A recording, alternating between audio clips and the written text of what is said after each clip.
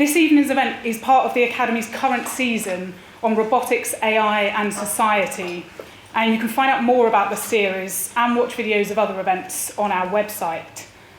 Before I introduce our chair and speakers, please can I ask you to turn your phones to silent. You are, however, very welcome to tweet. Please use our Twitter handle, which is @Britac_news. It's now my pleasure to introduce Morgan Jeffery, our chair for the evening. Morgan has been TV editor at Digital Spy since 2013, where he spearheads the site's coverage of scripted television. He's also appeared on radio and TV, including BBC Radio 5 Live, BBC Radio Wales, Channel 4, Channel 5 and Sky Atlantic. He's joined this evening by Jonathan Brackley and Sam Vincent, co-writers of the hit TV series Humans. Sam and Jonathan met at their London school in 1990, where they became friends, sharing a love of film, TV and great stories in general. They came to writing separately with feature scripts, but teamed to write comedy sketches for British TV.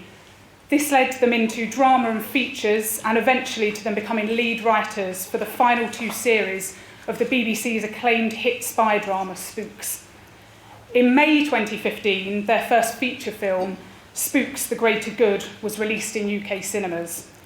And in June 2015, their series Humans, which was an adaptation of the Swedish series Real Humans, was broadcast by Channel 4 to critical success and in the UK, record-breaking ratings, becoming Channel 4's biggest ever original drama launch. An acclaimed second season followed in late 2016 in the UK, and it's currently airing in the US. Please join me in welcoming them all.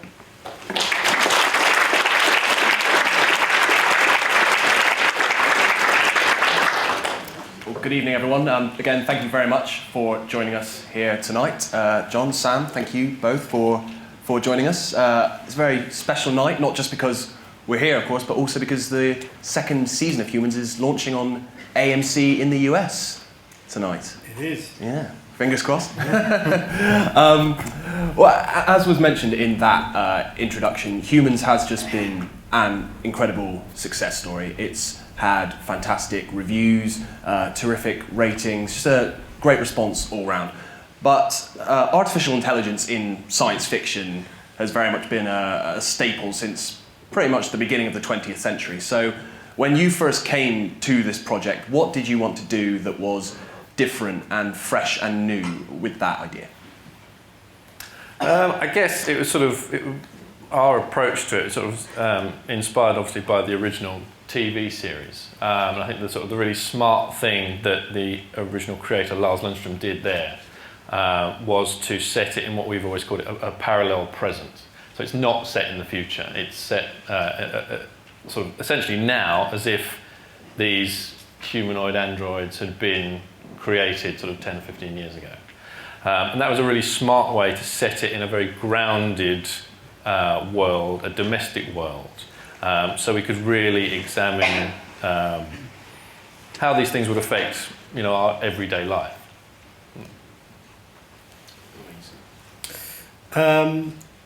Yeah, what he said basically. It's just about finding that a new way into this story. I mean, it's endlessly interesting as we saw during the production. It was notable during the development and the production of Humans. Every time we picked up a Sunday paper, there would be another feature in the review section about the rise of AI. It would almost inevitably be called Rise of the Robots. And it just sort of felt like the cultural conversation was building all the time. So it felt like the right time to explore this story again. But what the genius conceit of the original was to do it in this very kind of domestic, almost kind of mundane way in to that story, which would almost always be done in a kind of far future, highfalutin, high octane thriller kind of way. It's all about the approach and the way in, really. And I think TV and film, the way they address sci-fi, it's usually in a dystopian world. It's where something's gone horribly, horribly wrong. Whereas this, we always wanted to approach it, without judgment. We didn't want it to be a dystopia or a utopia. We just wanted to present it as realistically as possible, and then that would inspire sort of for our audience to discuss and decide. And now, again, as was mentioned, you two have known each other a long time. You've been friends since you were 11, I believe, That's right, and yeah. have been writing together for not quite that long, but certainly a fair few years. Has AI always been a passion for both of you? Has it always fascinated you?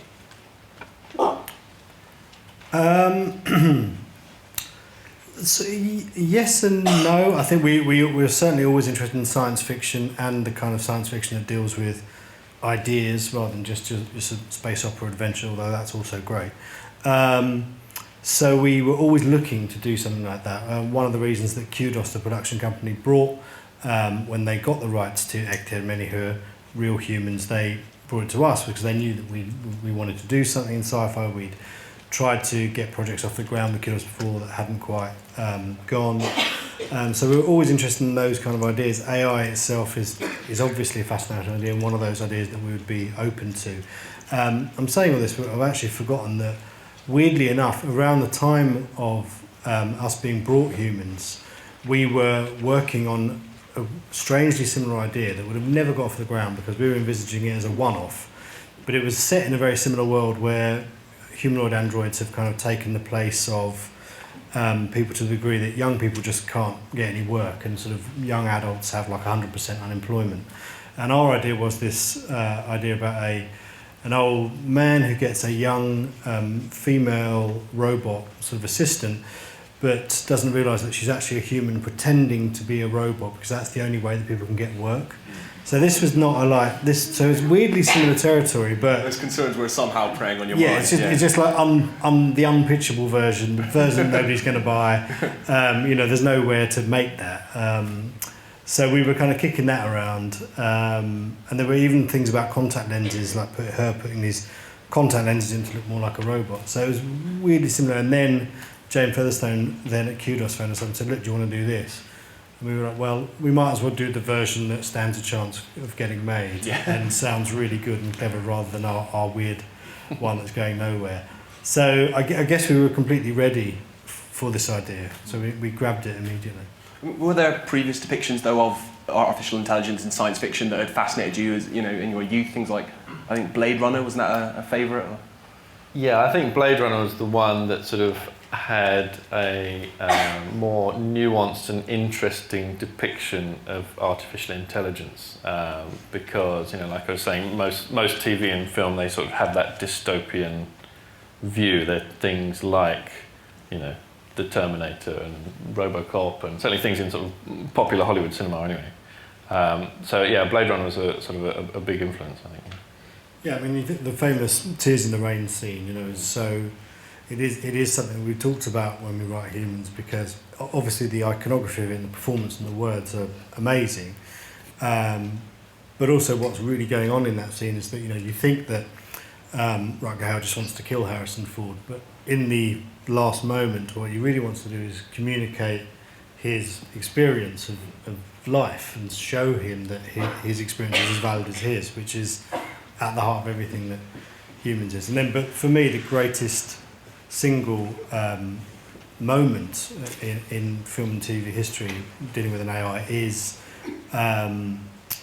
when Bowman pulls Hal's drives out in 2001 and Hal regresses to a sort of childlike state and sings Daisy Daisy. That is one of the most transcendent scenes in his cinema period, but which is one we tried to reference, like we paid a little homage to in the most recent series of Humans, but that for me is the greatest ever AI moment. And of course you had the Swedish series Real Humans to draw on, but when you were first coming up with your take on humans, what sort of research did you do into real AI and real world developments and that kind of thing? We did a lot of reading around the subject to start with, to sort of get our knowledge up, but we were lucky enough to sort of meet with some AI experts. We met with Demis Hassabis, who's the founder of DeepMind, which was bought by Google a couple of years back. And obviously they're the company that last year built an artificially intelligent program that beat the world champion at Go. And he was fascinating because he's very much an optimist when it comes to artificial intelligence. You know, he's not one of the doomsayers, as you know, the headlines in the newspapers are more likely to print. He believes that artificial intelligence is going to be a tool that mankind can use to help us solve problems, whether that's the economy or health or the environment. So he was certainly the most useful person, the most interesting person that we met. Yeah. He's also a fan of the show, happy to say. And although it sticks in my mind, the one thing he complained about was that we'd made the synths far too cheap. They were far too. It was ridiculous that they'd only be the same cost as like a luxury family car, and they'd be hundreds of thousands of pounds, if not millions, billions. But we said, yeah, but a normal family's got to have one. So he understood that. How much of that research did then play into the writing of the series, or how much of it was just getting to know a little bit about the waters in which you were swimming? It's mostly about sort of immersing yourself in it and then using that, sort of applying that to the stories and the characters that we want to explore. There's a lot of sort of the philosophy behind it is the stuff that is interesting to us rather than the sort of the pure science going on. I mean, there are occasional things like actually a couple of years. Well, it was probably about 18 months ago, before DeepMind had developed their program that beat the world champion. We went to a talk by Demis Hassabis, and they were sort of on the cusp of this thing. And he was talking about how Go is such a complex game for an artificially intelligent program to beat, because there are more potential moves in a game of Go than there are observable atoms in the universe. So we thought, that's great, we'll have that. And we'll sort of, that goes straight in the script. No one's ever been able to beat a Go, beat a computer to beat a human at Go. And then after we put it in the script, they beat the human. So we had to change that and take it out because it didn't work anymore. Well, I was wondering about that. So does that happen a lot where, because technology is so rapidly advancing, every day in the news we see some incredible new development, has it ever been the case, or where you have to change something in your script because you've been outpaced, or you scale something back or scale something up because of that? There was one moment in series 2 we had this very popular character. I don't know, I'm sort of assuming that people have seen the show, but we had a very popular character who people really loved, so we made the mistake of killing him off about 6 minutes later after introducing him. But we said that this synth could only speak Spanish because he was a very basic industrial model. He'd never had a language package fitted, which we thought was sort of plausible as logic. He was down a mine in Bolivia. Why does he need to speak Swahili? And then we just thought, but the thing is that your phone speaks every language. You can type. It's a simple Google Translate. You can. So everything, if you're connected to the Wi-Fi, you've got this translation. So every synth with a Wi-Fi connection could speak any language naturally, presumably. So that was then that was one of those choices where you think, well, it's a joke we really want to do, and we think people will like it, but it is slightly straining plausibility.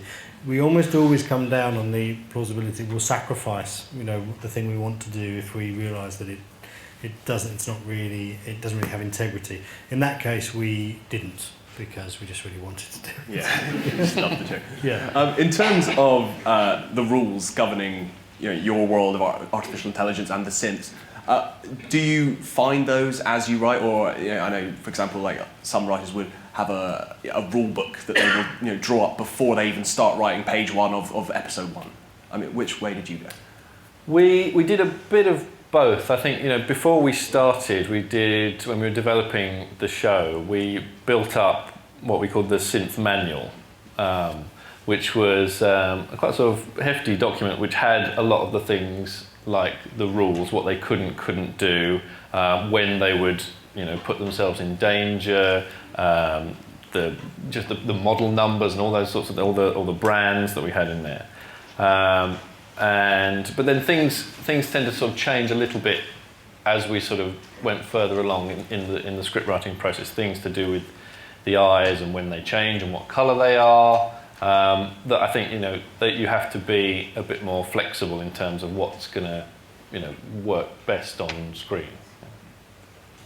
And I guess the big question is, would it be a good or a bad thing to have our lives so thoroughly pervaded by artificial intelligence, by synths, as they are in the series? I mean, what are your personal opinions on that?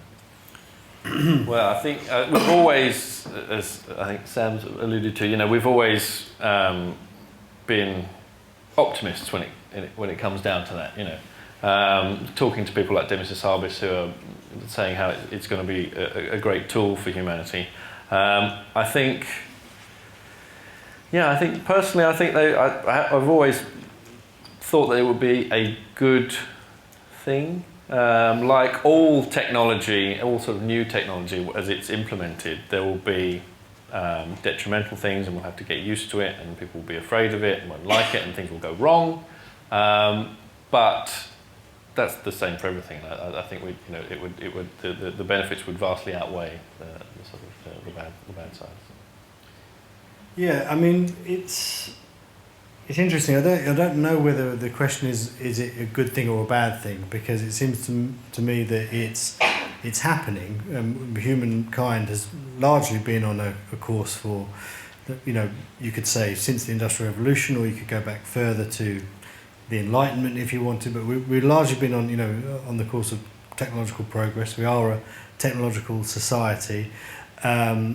We sort of say, oh, is this good or bad? It's going to happen. So it's a question of, unless we can completely reverse the course of the last couple of 200-300 years of human history and decide not to go further in our technological exploration, it's going to happen. So what do we do? How do we prepare for it? What do we do about it? Are more interesting questions really than whether it's good or bad. I mean, it will be like all technological advances, as good or as bad as the people using it, and we will build our flaws into it and undoubtedly use it for great good and also use it for ill. But it doesn't seem to me to be different to anything else in that regard, any other huge leap forward, technologically speaking. Not yet anyway. Artificial intelligence and just the rapid rise of technology is, I would say, predominantly presented in science fiction as something to be feared. Everything from Terminator to Black Mirror presents us with that idea. Why do you think that is? Why do you think it is always presented as a threat?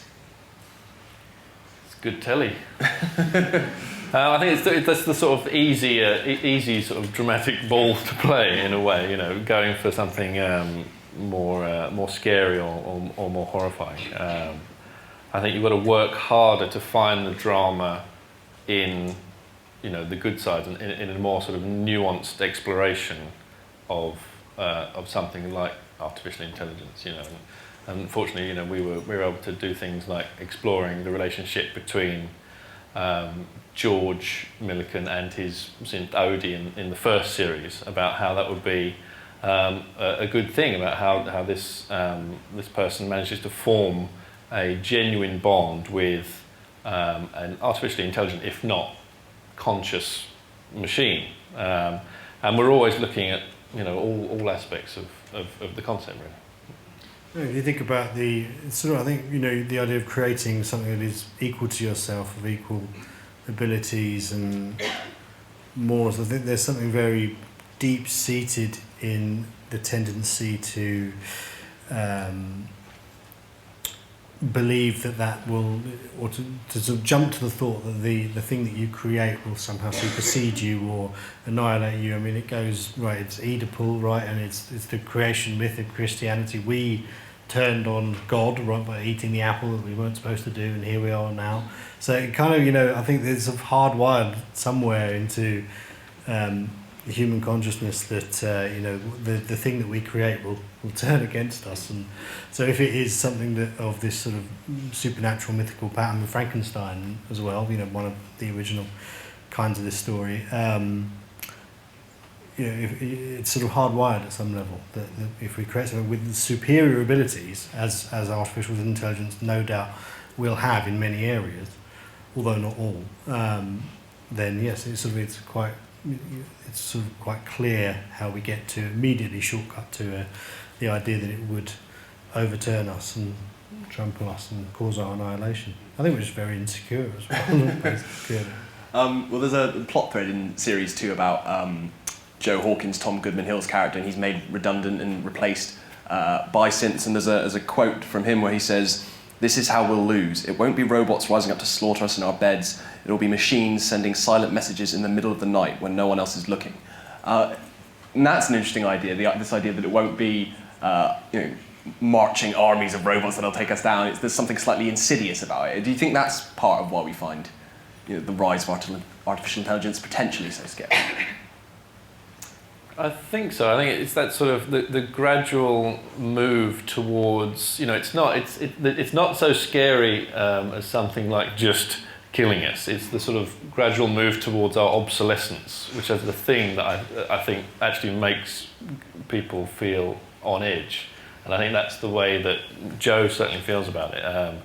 The way these things are going to, machines and artificial intelligence might very, very slowly edge us out, just taking little pieces of us bit by bit until there's nothing left of us and we're suddenly left as these sort of redundant individuals in the world. I think people, that sort of appeals on a much more sort of base level to sort of human fears. Must credit Joe Barton who wrote that line, not one of us. I wasn't. I was very good. Very good. Yeah, that's shameful. Very good writer who wrote that. That was a great line. We loved that. And he hit on something. But I think it's also, we all know how unbelievably dependent we are on technology now, and part of sort of half of the story of humans has always been, the synths have always been an allegory for all the technology that we lean on right now. And I think this unease sort of comes not from the fact that AI is racing ahead and we have artificial general intelligence and machines that think like humans, because we don't. But what is happening is that we are completely reliant on the phone in our pocket that is more powerful than ever before, but also more mysterious and intricate and to us than ever before. There's no screws in it anymore. You can't take it apart. Apple keep it closed off away from you, so you're totally reliant on it, and yet it's a mystery and it's incredibly powerful. So I think that, and as all this technology knows more and more about us, we know less and less about it. And so that kind of opens this gulf that is filled with our anxiety about this, and that's what we ruthlessly tap into. Well, just more broadly as well, I think a big part of the show's appeal is that, unlike arguably some AI-inspired science fiction, it does have a lot of warmth to it and a lot of heart to it. I mean, again, was that part of the original conception, something you really wanted to bring to the series? Because a show about robots can, for lack of a better word, end up being quite robotic.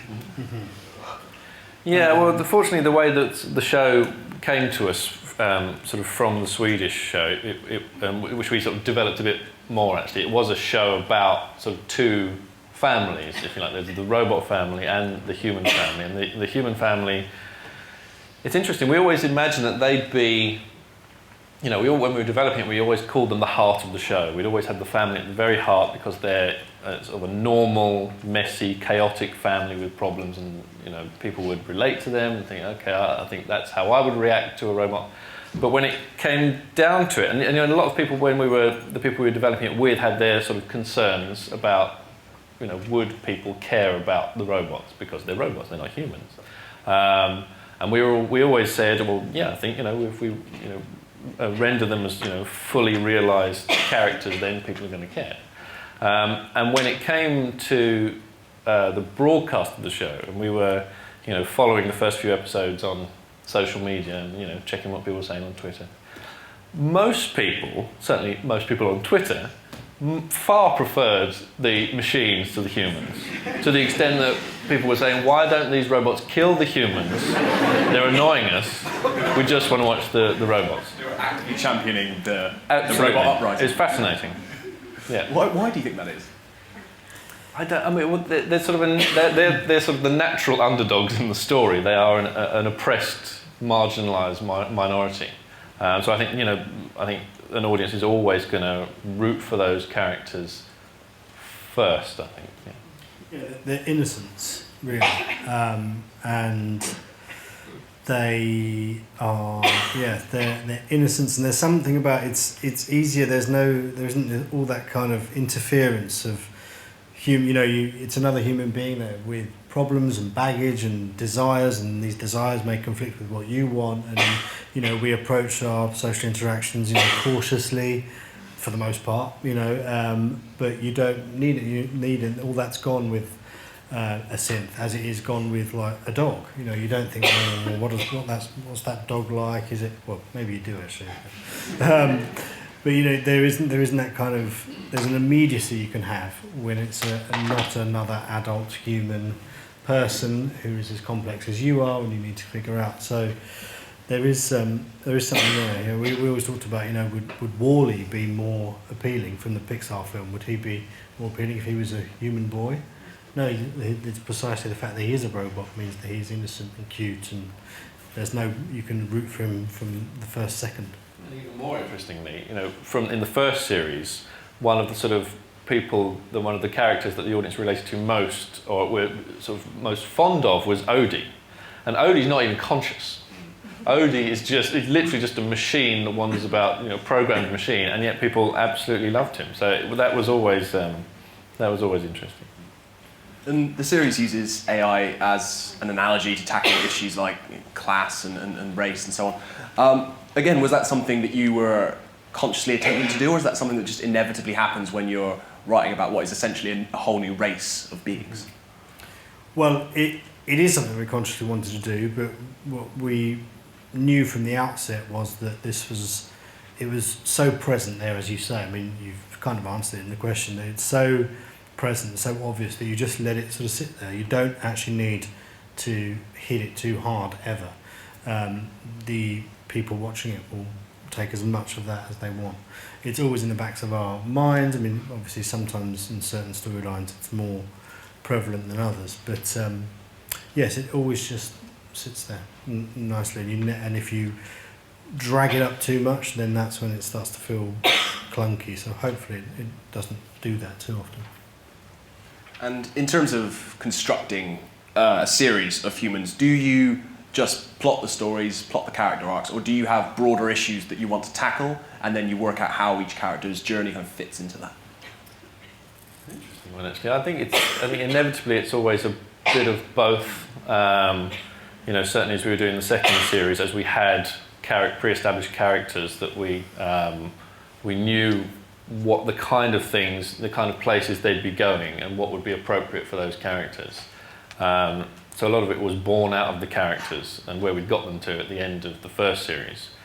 But there's also things like we just have an idea for an issue or a particular aspect of the world to examine. Like in the second series, Rini, the schoolgirl who wants to live her life as a synth. We had that idea and we thought that would be a good idea, so we sort of slotted it into a new character and then sort of incorporated that into Toby Hawkins' storyline. So it's always a bit of both, I think. That was a really interesting concept, actually, the synthies, these humans who sort of yearned to be like a synth. So where did that spring from? What were the inspirations for that? That really just came from wide-ranging conversations about the effects it would have on synths would have on developing minds. We got asked a lot, in the press for the first year that would we have a synth, and at the time I was saying no, because my first son was very young at the time, and I thought, well, if we had a synth in the house, that would sort of looking after him, that would sort of do something to his development. It would warp it some, because he'd be looking for the human connections and all the kind of micro expressions and all the ways we interact wordlessly, and obviously wouldn't find them there, and it would do something to his development. And then we thought, well, what would it do? I mean, that was something we always wanted to pick up in series 2, and then we sort of found that we wanted to do it so much that we actually had it happen to two characters in different ways. And in Rini's case, it was really just about wanting to do a subculture. And I have to say, we took the inspiration from the original Swedish series about that. They had a character a little bit like her. And we just wanted to go a lot deeper into it and understand what would make somebody act this way. But of course, there's a lot to understand about wanting to emulate a synth. They're so calm, they're sort of perfect, they're precise, they don't get angry, they don't get flustered, they're an expression of order and grace. So we can totally understand the emergence of we just thought that's something that would definitely happen.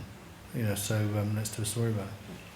And I imagine it's a balancing act as well, because you are writing a drama, it has to go out in a prime time slot. Mm-hmm. So do you ever pull back from getting too technical or making too grand a philosophical point within the storytelling, because you think, well, maybe that's a bit too much, maybe we might lose the audience there?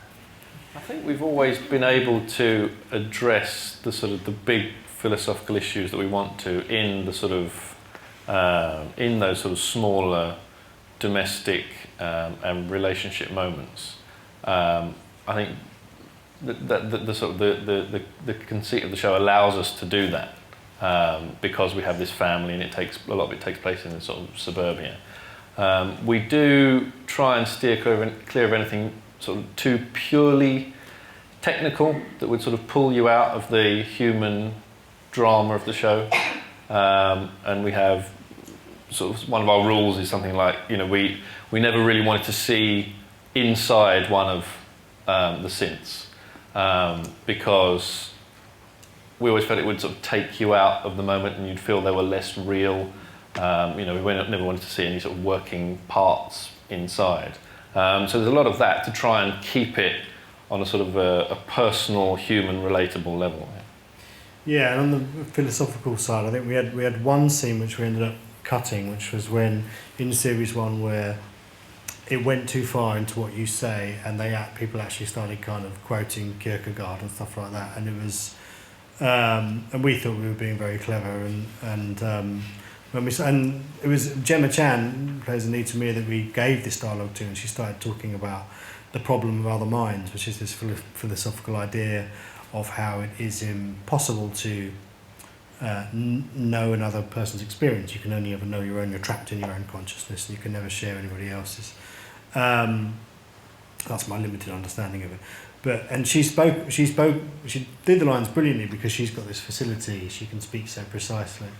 But on the screen, it was just quite dry when she was talking to Catherine Parkinson about it, and it was just unnecessary. And actually, in their performance, everything that we were trying to say in that scene was already there.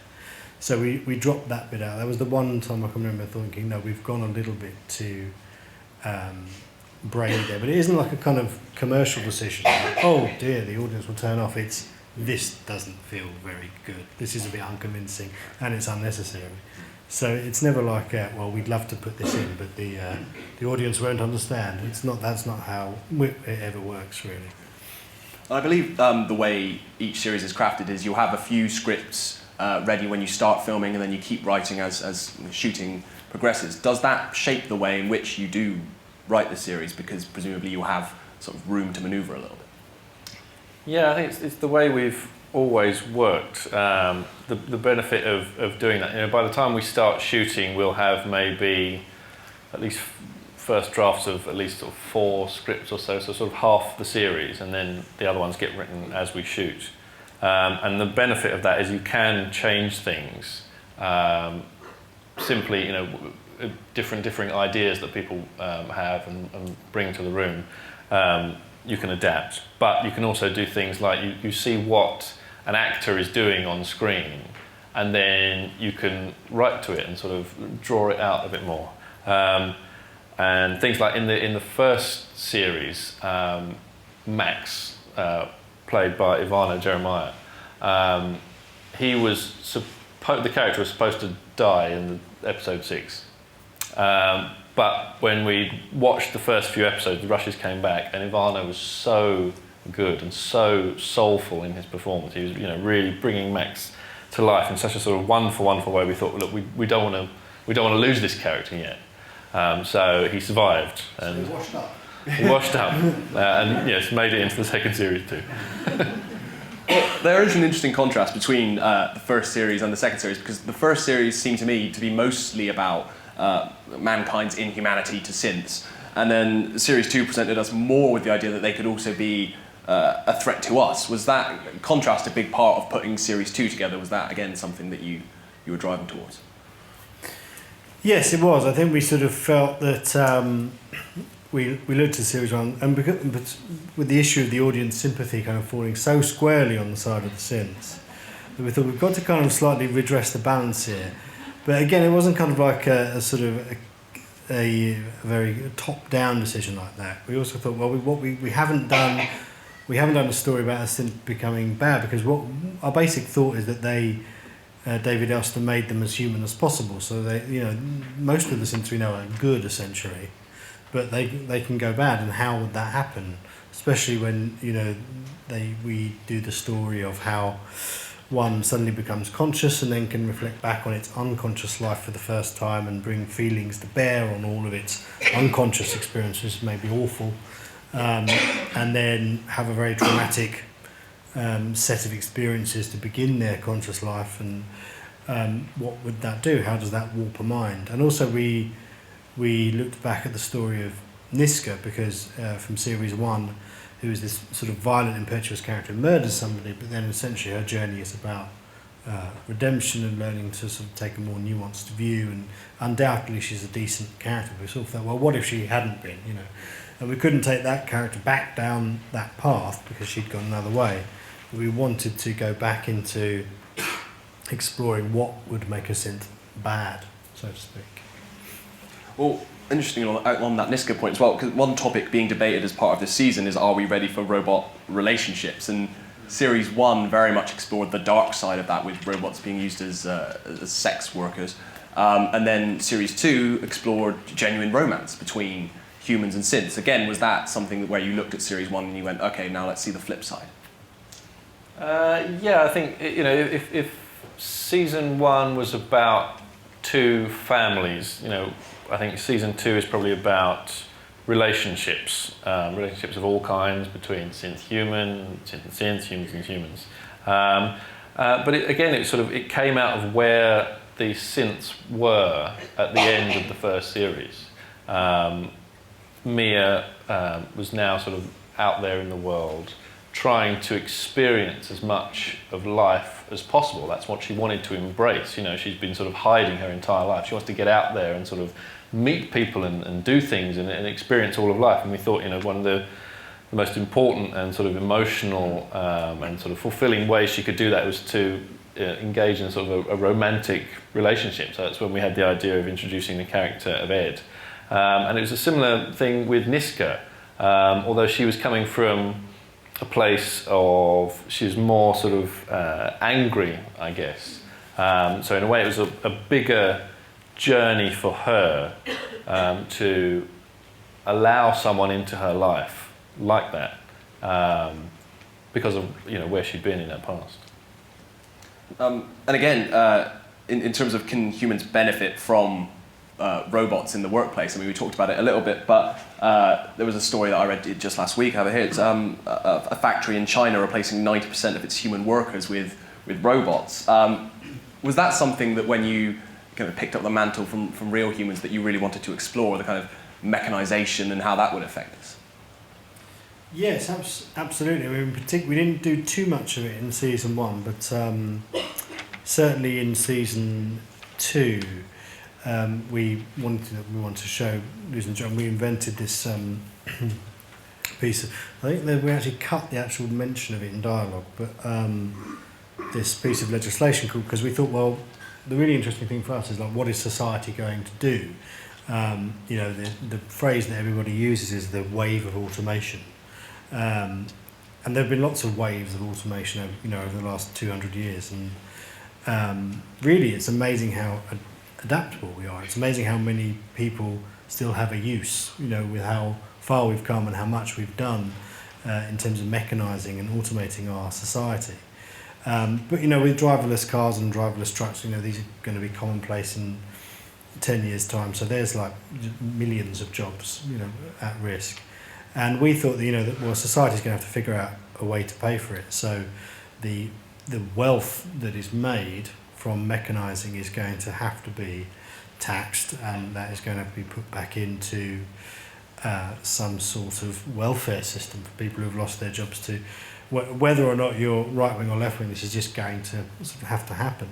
And so we had, in our mind, it was something called the Synthetic Labour Act, and the way it worked was that if you've lost your job to a synth, the company that sacks you is forced to sort of continue paying a portion of your wages for a set number of years. And we sort of thought that was a kind of relatively realistic. And at one point, Joe was going to be involved in that, but then we thought that actually a story that went too far into kind of labour law and negotiations might not quite be what the kids are looking for. But it was nevertheless, we love to work these things out in the background, because then suddenly you realise that in episode 6 you have a chance to kind of mention this in a really organic, natural way and use it to help a story. So yeah, no, we love to kind of, we love that sort of sociological, anthropological side and trying to figure out what will happen. Because, you know, some of this stuff is just going to happen. It's already happened. We already are having sex with robots. We already have got driverless cars. It's just a matter of take-up, you know. So, yeah, no, it's an important part of it. And one of the most fascinating elements for me of Series 2 was the Seraphs, this idea of synth children that could be adopted by couples who couldn't have children of their own. Where did that idea spring from originally?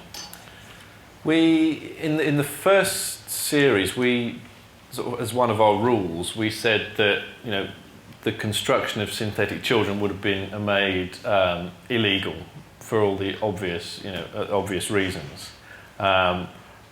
But then, as we were developing the second series, it occurred to us, you know, that there would be perfectly legitimate and beneficial reasons why you might want to create these things.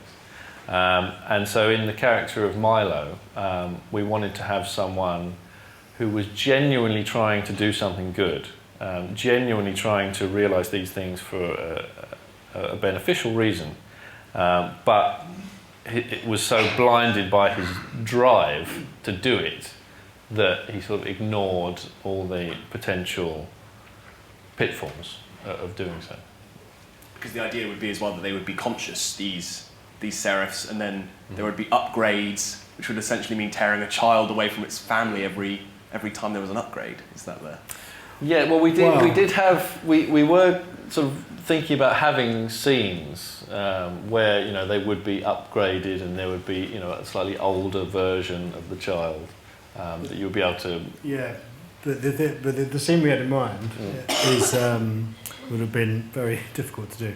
But it was, you know, it's software, right? So when you upgrade the body, with your iPhone, you plug into your computer, you get your new iPhone, plug that one in, it becomes your old one, all with your apps and everything just goes onto it. So it would be the same. So you take your, when you've had your 5-year-old Seraph for, you know, a year, you take it back to the shop, and we had this idea that, you know, in our minds the scene was that the 5-year-old one is holding a balloon, and, you know, they go to the shop and says, "Hold this for me, Daddy," you know, and then the 5-year-old one walks through a door, the 6-year-old one walks out another door and says, fits the balloon and says, "Thanks for holding that for me," because in their mind it's you know, it's the same experience. The software's just been transferred, all of the experiences are just there, it's just in a different body. It's spectacularly creepy. Yeah. Yeah. Maybe we'll try and do that. And, we might try and revisit that idea somehow. In fact, yes, if we ever get to take this story forward, it's something we would definitely want to revisit, that whole thing, yeah. Well, Series 2 as well also touched upon ideas of mind uploading as well, and consciousness transference, this idea that maybe you could put a synthetic mind into a human body and even possibly vice versa. Again, was that something that had always interested you from the very beginning, but just, you know, it's quite a complex idea, so not something you want to touch on straight away? Yeah, it was one of the more sort of sci-fi ideas that we had in the show, so that was sort of pushing it to its sort of sci-fi extreme. But it just seemed like a logical extension of the technology. You know, if a conscious synth could exist, then presumably its mind could be cloned, copied, transferred, put into another synth, and then that means it could exist on a computer. So we had the idea that, you know, Athena Morrow, played by Carrie-Anne Moss, would be trying to do that for her daughter. And that brought about all sorts of other interesting ideas. You know, what would it be like for a consciousness to exist inside a computer? Would it be the same consciousness? Would it be a different type of consciousness? Because it would be a consciousness without a body, without sort of physical agency. Nothing would, you know, be able to physically affect it. And what would that do to that intelligence? Whether that would become a different thing. And we ultimately decided, you know, in the final episode, that it would be a different thing. It would become a different person, and not just that, a different type of person. So I think that, you know, we're still fascinated by that, and I think that's, you know, if we're lucky enough to get a third series, then I think we'll explore that a bit further.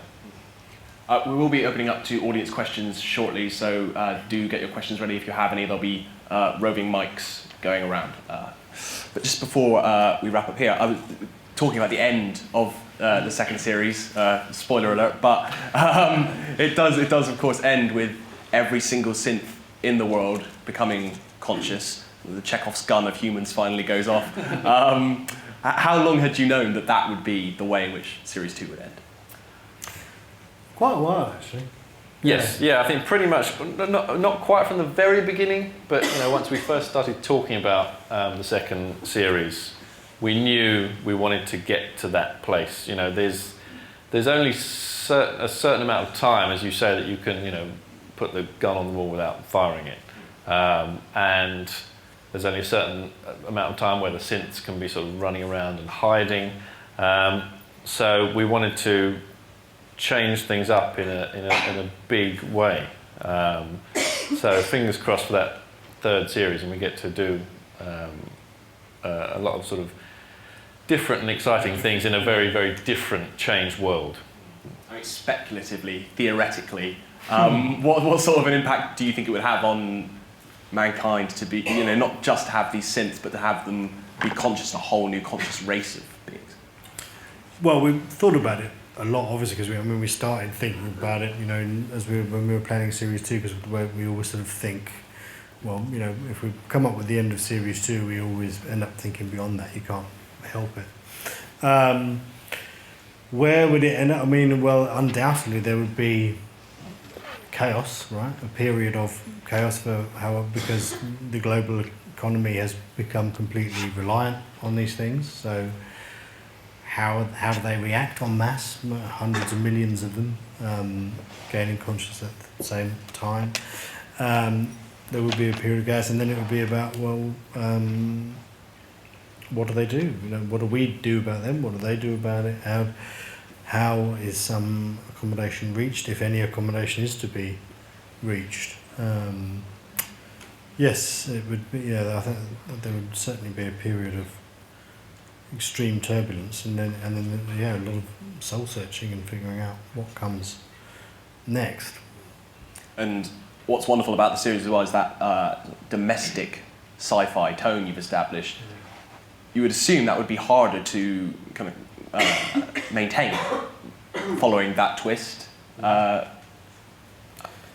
the challenge. Yeah, I mean, like Sam says, that is the challenge. But, you know, we still wouldn't want to sort of go big, even though we have kind of gone big at the end of the series. We'd want to explore how, you know, millions of these things becoming conscious would just affect people on the personal level, how it would affect a household, how will it affect your workplace. You know, we don't suddenly want to go into exploring, you know, the highest levels of government and what they're going to do about it. We still want to keep it on that personal level, and I think that's why the show kind of works, and I think that's why it's got sort of a broad appeal.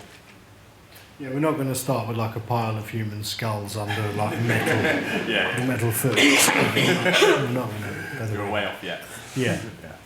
Marvellous. Well, we will be going to audience questions now, so if anyone has a question for Sam and John, please do put your hand up and we'll come to you. This gentleman at the front here. Sorry, there's a mic. If you just... Sorry, just wait for the mic. Sorry. Probably hear you. The question I never got to ask at Comic-Con. Technology's moved on at an incredible pace. Some people would have been alive to have seen the Wright brothers fly and watched the TV of man landing on the moon. If in, say, 50 years' time, a David Elster type steps up to the plate and says, John, Sam, I've got a body ready, would you transfer? That's an excellent question. Wow. Well, I'll be 87, so in 50 years' time. So, you know, maybe. I think I'd certainly give it a go. I'm not guaranteeing I'll stay in the body, but I'll stay there for a bit and see what it's like, and then decide whether I'm opting out for good or whether I'm staying. Do the trial period as well, definitely. Yeah. Yes, I'm going. Sorry, just in terms of the writing, were you handed a 10 1-hour Swedish thing told to turn it into 8 50-minute, get rid of the gratuitous nudity, look at the philosophy, or did all that idea come from within you? Did you know it had to be 8 50-minute? How long did they give you? No, I mean, sorry, go on. I can't remember how it was decided it was going to be 8. No, I mean the original series is 10, I think. There were no stipulations at all. We were given the original series to watch, and we watched it and absorbed it. And you know, the idea was for us to come up with our take. No one said to us, you know, you have to include this, you have to change that, or you have to do anything in particular at all. It was all totally left up to us, to the great credit of Kudos and Channel 4. And Lars Lundström, the creator of the original, has just said, it's yours now, do what you want. Yeah, because he's incredibly gracious. Yeah, he said, and we agreed that there's absolutely no point in just doing a straight English language remake of another show. You've got to make it something else, otherwise it's a pointless task. But there are no conditions, which is what Series 2 of ours is entirely different to Series 2 of those. Go to the gents map there.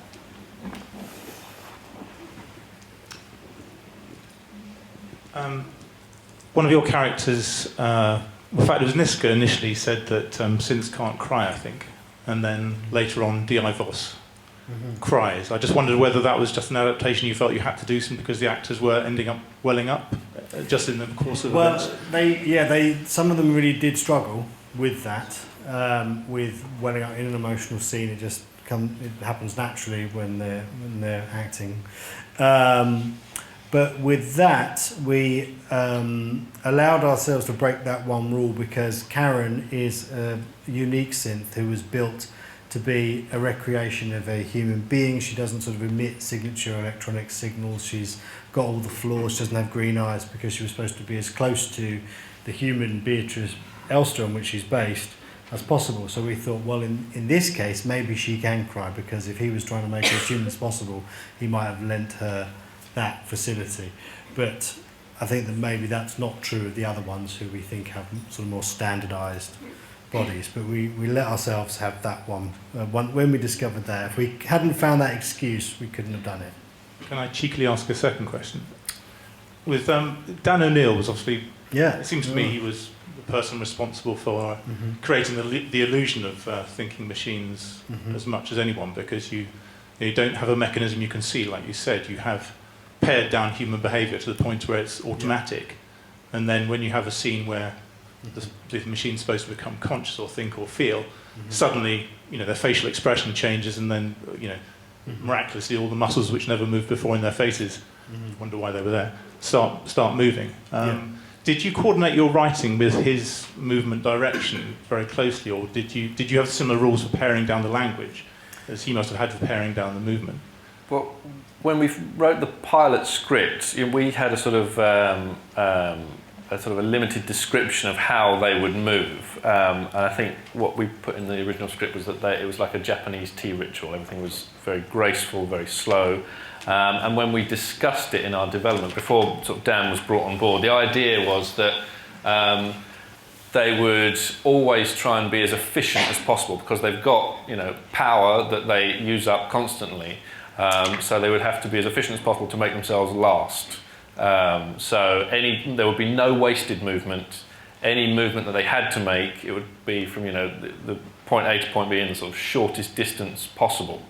And then once we'd sort of talked to Dan about that, Dan went away and worked with Sam Donovan, the director of the first block of the first series, and developed that sort of physical grammar, if you like, of how they would actually move and make sense of our sort of rule, if you like. So he used that idea. We said economy of movement, and he used that as a founding principle and built everything off that. But and so one of the things that he debated with Gemma Chan was that, based on this economy movement idea, is that if somebody says something, so if Morgan says something to me now, I'll move my whole body this way. But when somebody says something to Anita in the show, she moves her eyes first, which is the least power, the most efficient movement, then her head, and then finally her shoulders. And so she does this stuff all the time, and it kind of just builds up this feeling of otherness. And Dan was there every day on set. Through both.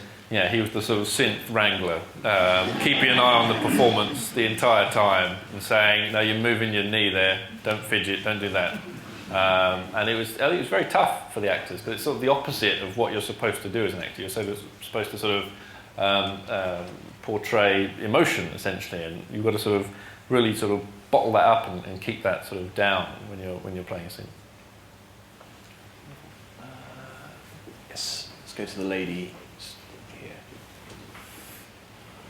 Right, talking about the movements with Dan directing them.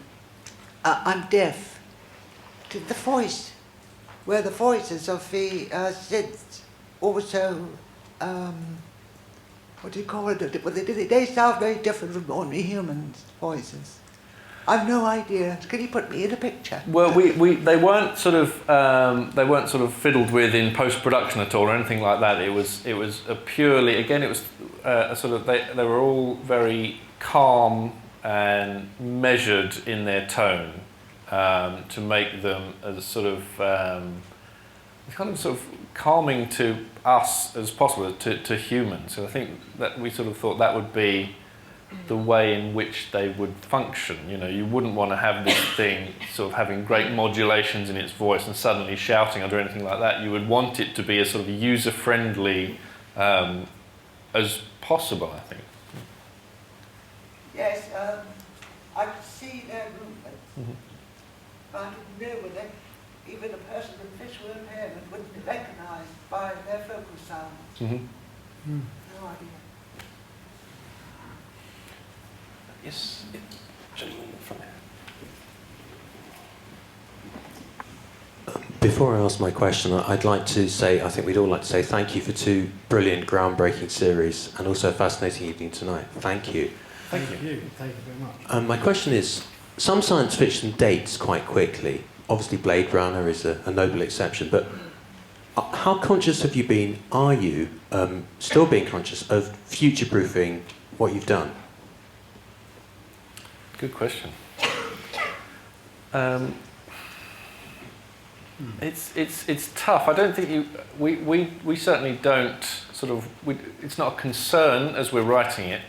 We're just trying to be as true to the material as possible, and we want to bring out the issues in our world. And I think the best sci-fi does that. Uses the sci-fi world to explore an issue in the contemporary world. I think that the only thing we can do is sort of be true to the material, true to the characters, and I don't know. I don't think if you're worrying about making it future-proof, I think you're always going to fail, because you never know what's going to change in the future. I think keeping it in this parallel present helps, because if we tried to kind of conceive on a budget the near future, that is going to date extremely quickly. So sort of keeping it now is it will look period, but the synths will still look advanced because we've never done too much in effect with those. But yeah, we never had a conversation about worrying about what people watching in 20 years' time. We're worried enough about the people watching it tonight. Yes, gentleman on the far side over here.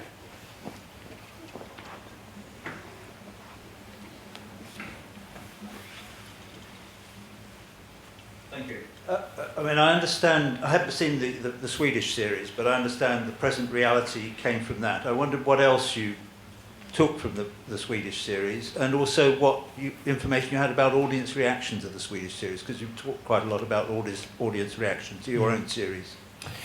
Well, the Swedish series was a big hit in Sweden, particularly the first series. I think it was watched by like a third of Sweden, which is a pretty good rating to have. And very thought-provoking. We took a lot from the first series, particularly for the first episode. So if you watch the first episode side by side with ours, you'd see a lot of the characters and their counterparts. Some of them we've made into amalgams, other ones we've cut.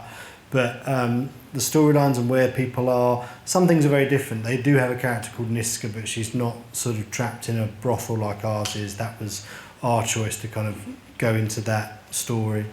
But then really it's just as the series goes along, it just naturally diverges, because you make one small movement away from their path and a few episodes later you can't see the path anymore. It's a very natural process, and then by the start of series 2, or by the end of series 1, we were totally away. So series 2 bears no relation other than thematic to theirs. It's just a lady here. Hi. I wanted to ask you, are you the sole writers in this series, or do you have a writer's room? Are there other writers as well? There are other writers, yes. Joe Barton, who wrote on the first series and this series, he's written 2 episodes for us. And we have a writing team, Charlie Covell and Ian Weatherby, who wrote an episode for us on this series. And we don't sort of run a sort of traditional writer's room like they do in the US. We do sort of our own version, which is where we have sort of storylining days, and we do a few of those with all the writers in the room and sort of break the story down together, and then we go around and write our episodes. What we do have as well is a lot of other very creative people who have a lot of input into the script. So the producer, script editor who's a key figure, the director will have some input as well, and other executive producers so there's a lot of kind of creative brains on it. Yes, just over here.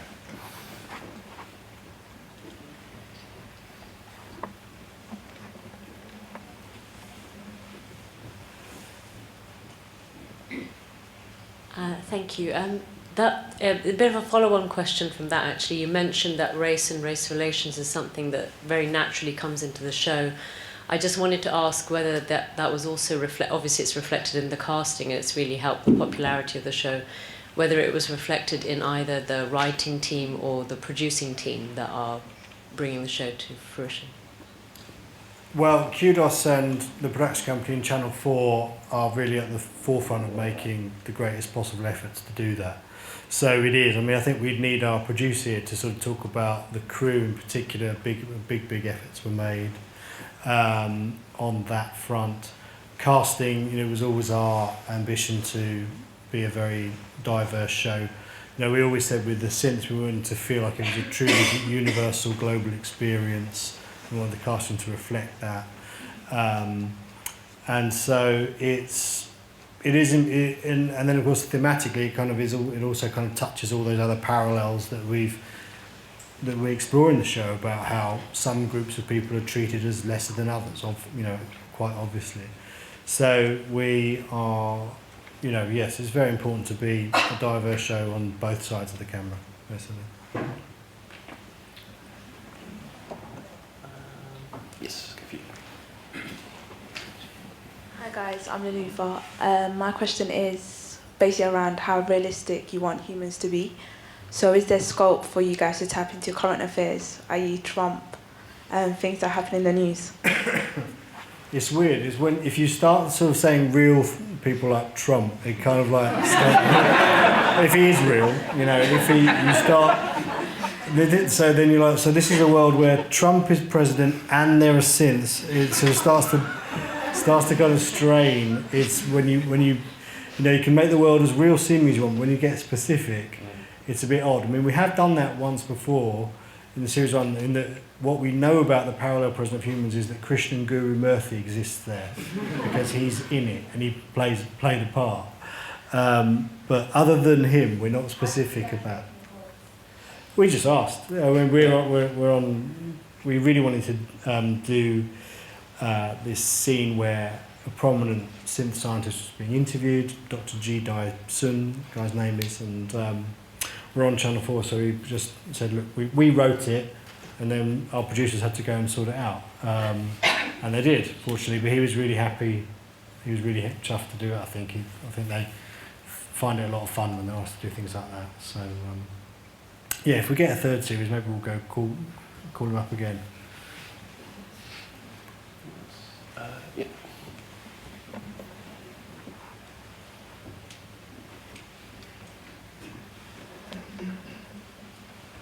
Thank you. Question really on the decision to concentrate on the relationship that you're building up here. It's a series about relationships between culture and race, almost more than it is about androids and machines. One defining characteristic of a machine and technology in general is that it evolves very, very quickly. Yeah? I mean, if you've got an iPhone 6, suddenly you want an iPhone 7. The synths seem to be locked down in a snapshot in time in terms of their ability. They're at a human level, but no more really, and they don't improve. Was that a conscious decision to lock them at a semi-human level and then just keep it there? Because in real world, technology does move forward. Well, I think they're not really locked in our minds. They can upgrade. They sort of make references to that. We can add, they can add packages, software packages to give them more skills and things like that. A lot like the Amazon Alexa, actually. So they can do things like that. But we sort of thought that physical upgrading would be too complicated, and to get your head around that, and then we need to go into the mechanical side of things. So they're not. They have frequent software upgrades in our mind. Maybe we haven't kind of shown that too much in the show, but that's sort of in the background of it. And then the other thing is, we think that people probably like a phone or a car that you buy on hire purchase. That everybody buys their cars on this thing now, where you have it for 3 years, then you get a new one and you never stop paying. That people kind of probably have their synths on arrangements like that. So you have your one for 3 years, and then you go and get your synth version 5 kind of thing. Can I just ask a quick follow-up to that? I was concerned more about the level of intelligence rather than the body or the physical capabilities. Their minds seem to be at human level. Oh, I see. Oh, I think it's in our world. It's not so much that they can't evolve. They haven't had the opportunity to evolve. The way we see it is certainly in the second series, as our sort of synth family from season 1 are going out there into the world to try and experience more things. That's them learning. So they are evolving emotionally, and I guess we've always imagined that their sort of intelligence functions a lot like a human intelligence. Certainly, if we are lucky enough to get a third series, we're going to explore what intelligences might become as they evolve. It's a good question. I mean, we're at the start of their story, really. Those conscious synths were still at the start of they're young, they're children, as we often say. And then on the other side of it is that they are like human intelligences. That's what Elster was trying to do. As Laura says to Hester in series 2, he wasn't trying to do anything new, he was trying to recreate us in your form. So they, as John said, they are very human, but at the same time, yes, we've not kind of seen them at the fully developed, so who knows where it might go. They may go much further than this. Yes, good. There's a gentleman back here. Hello. So in your wider reading of science fiction, I was just wondering what your sort of main literary influences were.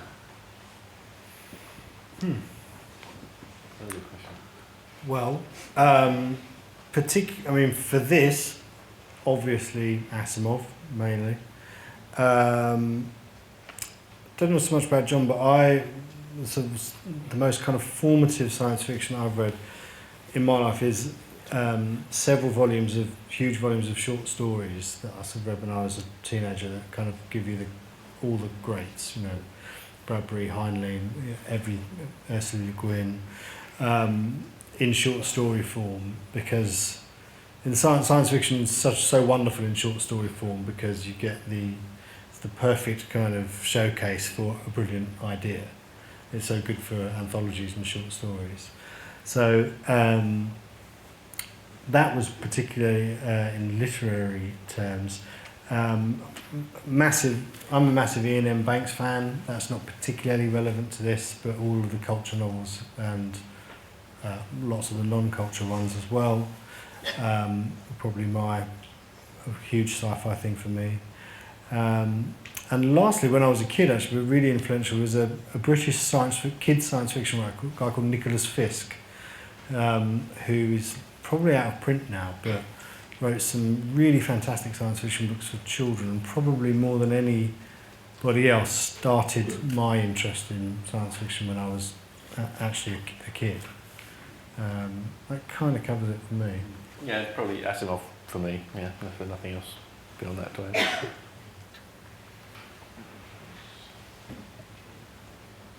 Yes. What did you think of Westworld? West what? The old film?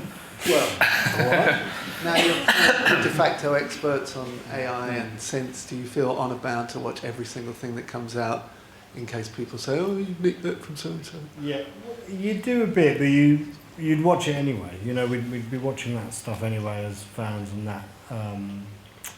I've got to admit that I've not actually finished the first season of Westworld just because of sheer time things. I think I'm enjoying it. It's totally different to our show. I mean, when you realise that, you're relieved. It's in the same themes. It's interesting where they sort of come down with the same conclusion as us and where they differ. That's really interesting to see. You know, like us, the sympathies naturally seem to be on the side of the robots and not the humans.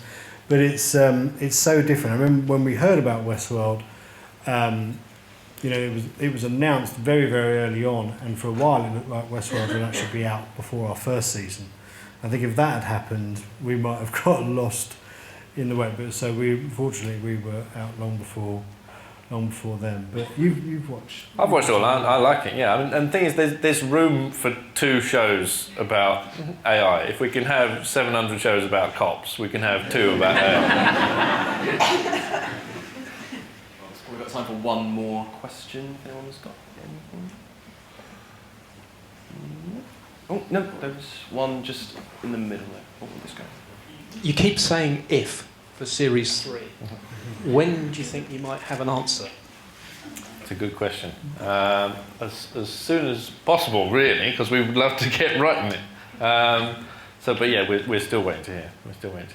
We're very hopeful. Optimistic.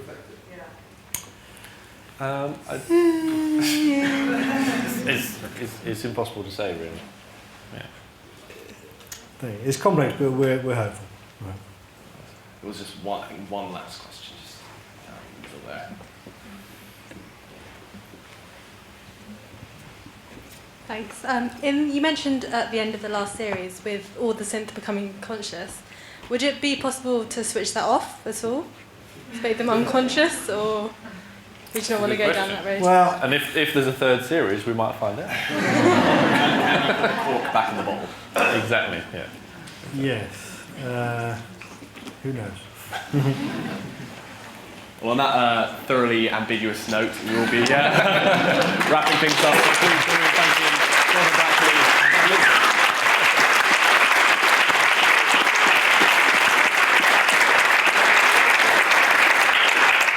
I'm just going to jump in there and just say a huge thank you to Jonathan and Sam and for Morgan for chairing so brilliantly. I think we've all got our fingers crossed for Series 3, and best of luck with the US launch this evening. You can look on our website and there'll be a video and podcast of this event available within the next 2 weeks. Thank you very much.